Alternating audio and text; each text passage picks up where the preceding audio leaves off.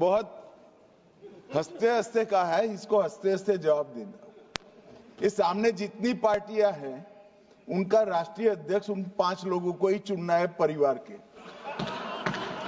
हमें माननीय अध्यक्ष जी करोड़ों सदस्यों में से 12-13 करोड़ सदस्य प्रक्रिया कर कर चुनना है तो देर लगती है, आपके यहाँ जरा भी देर नहीं लगेगी। मैं कह देता हूं अभी 25 साल तक आप अध्यक्ष हो जाओ, नहीं बदल सकता। अध्यक्ष महोदय, क्योंकि जो बात निकल के आई है वो मैं फिर आगे बढ़ा दूं। अध्यक्ष महोदय, जो बात सोशल मीडिया या और जगह गुपचुप हो रही है, कहीं ऐसा तो नहीं था कि अभी कुछ दिन पहले यात्रा जो हुई है वो कहीं 75 वर्ष की एक्सटेंशन वाली यात्रा तो नहीं थी? अध्यक्ष महोदय, ये जो इस बार जो वक्फ बिल आया है, नाकामी का पर्दा इस बार है वक्फ बिल। और नाकामी कोई एक आध नहीं है, मैं कई नाकामियां बता सकता हूं। अभी मैं माननीय सदस्यों को सुन रहा था, वो पुराने कई बिल उनके बारे में चर्चा कर रहे थे कि कितने प्रोग्रेसिव बिल लेकर के आए हैं। मुझे याद है मैं उत्तर प्रदेश में उस समय था और मुझे लगा कि शायद इनकी वो बात ठीक होगी। एक ये बहुत तैयारी के साथ फैसला लेकर के आए थे और फैसला ये लिया था आधी रात के आज के बाद नोट नहीं चलेंगे, नोट बंद हो जाएंगे। अध्यक्ष महोदय, उस नोटबंदी नाकामी के बारे में भी तो चर्चा हो जाए कि अभी भी न जाने कितनी जगह पर कितना रुपया निकला जा रहा है, कितना निकल करके आ रहा है। केवल नाकामी नोटबंदी की नहीं, नाकामी बेरोजगारी की भी है, नाकामी महंगाई की भी है, नाकामी किसान की आय दोगुनी नहीं कर पाए वो भी इनकी नाकामी है। मुझे याद है एक माननीय मंत्री जी पूरे देश की नदियों के बारे में बीओडी बता रहे थे, लेकिन माननीय मंत्री जी ये भूल गए कि उनके शहर में, उनके क्षेत्र की जो नदी है उसकी बीओडी क्या है। गंगा क्या साफ हो गई, यमुना क्या साफ हो गई, स्मार्ट सिटी क्या बन गई, क्या गोद लिए हुए गांव इन्होंने गोद से उतार दिए, उनकी क्या दुर्दशा है। इसलिए मैं कहना चाहता हूं, ये नाकामी का पर्दा इस बार वक्फ बिल बना है। और सबसे बड़ी बात तो यह है कि जिसके लिए फैसला होना है उसकी बात को अहमियत न देना भी नाइंसाफी है। अध्यक्ष महोदय, नाकामी केवल यहां तक नहीं है। और भारतीय जनता पार्टी क्या है, मैं केवल एक पुरानी घटना याद करता हूं। एक बार फैजाबाद अयोध्या में एक कार्यक्रम था, उसमें बड़ी तैयारी की गई थी और तैयारी के साथ कलाकार मुंबई से बुलाए गए थे। हो सकता है वो सहमति दिल्ली से ना रही हो, केवल लखनऊ की सहमति से हो रहा हो कार्यक्रम। और जब कार्यक्रम की पूरी तैयारी हो गई, भगवान श्री राम बनकर के कोई आ गया, लक्ष्मण बनकर के कोई आ गया, मां सीता भी बनकर के कोई आ गया, हनुमान जी, और भगवान हनुमान भी बनकर के कोई आ गया।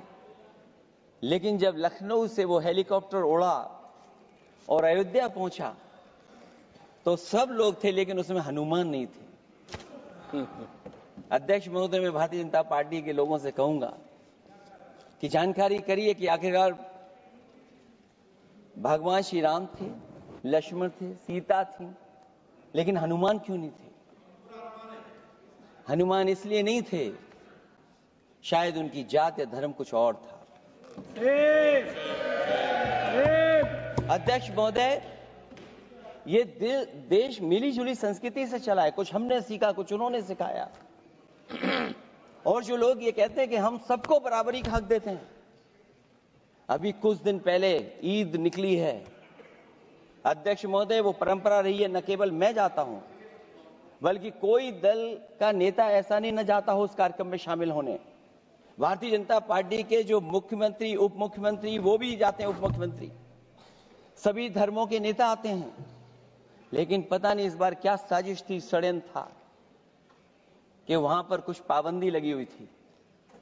अगर किसी कारण पाबंदी लगी हुई थी तो बात समझ में आती है, लेकिन जब जानकारी हुई है, किसी को नहीं पता था कि पाबंदी क्यों लगी है कि आप नहीं जा सकते वहां पर कार्यक्रम में शामिल होने। क्या यही भारत है, यही संविधान हमें रास्ता दिखाता है? अध्यक्ष महोदय, मंत्री जी बताएं हमें, वो खुद भी माइनॉरिटी हैं, भगवान बुद्ध के रास्ते पे चलते हैं। भगवान बुद्ध का रास्ता दूसरा है। हम आपको अपना मानते हैं तब भी जब आप हमारे बहुत सारे ग्रंथों को नहीं मानते, तब भी हम आपको अपना मानते हैं। आप हमारे पुराणों को नहीं मानते हैं, आप हमारे उपनिषदों को नहीं मानते हैं, लेकिन सोचिए, हम हिंदू वो लोग हैं जो आपको स्वीकार करते हैं और गले लगा करके चलते हैं। अब मैं दूसरे धर्म पे नहीं जाऊंगा, कोई नाराज हो सकता है। मैं दूसरे धर्म के बारे में नहीं जा सकता, मैं केवल यही बताता हूं। और मैं उत्तर प्रदेश में, अध्यक्ष जी, जहां से आता हूं, मैं अपमान नहीं कर रहा हूं, मैं सच बोल रहा हूं। और ये बिहार के चुनाव में जो आप कह रहे हैं कि महिलाओं को 2 मेंबर बना दिया, इस बार मैं भी देखूंगा आगे भारतीय जनता पार्टी कितनी महिला लोगों को टिकट देंगे वहां पर।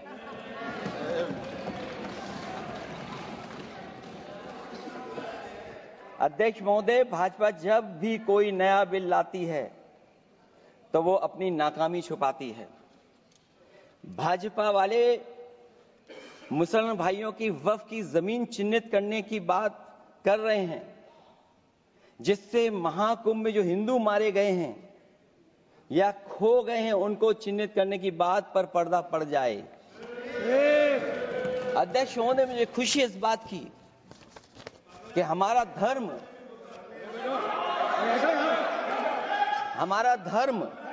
अध्यक्ष महोदय, नहीं, कुछ कहना चाहते हैं। नहीं, प्लीज, उनको अलाउ नहीं किया। अध्यक्ष महोदय,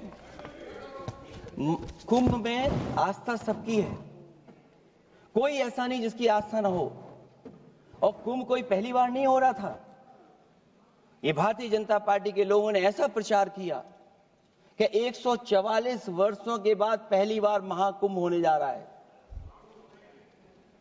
और लोग निकल पड़े। सरकार ने कहा कि हमारी तैयारी 100 करोड़ की है। आप कहते टेक्नोलॉजी का हम इस्तेमाल करेंगे, जमीनों को हम मैपिंग कर करके डेटा एंड रिकॉर्ड ठीक करेंगे।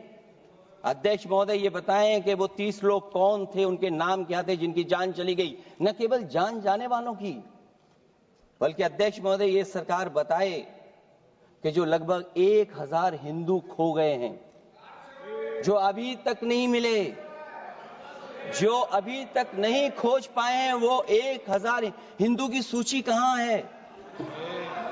और फिर धर्म कारोबार की बात है, जो ये लोग गोली। अध्यक्ष महोदय, मैं कार सेवक वाली बात इसलिए नहीं छेड़ना चाहता हूं। अध्यक्ष महोदय, ये शायद माननीय सदस्य जानते नहीं कुछ सच्चाई नहीं जानते। अध्यक्ष महोदय, ये संविधान की वजह से, संविधान को बचाने के लिए, हिंदू एकता को बचाने के लिए कुछ फैसले लिए गए, लेकिन एफआईआर हम लोगों पे नहीं लिखी गई थी, एफआईआर उन पे लिखी गई थी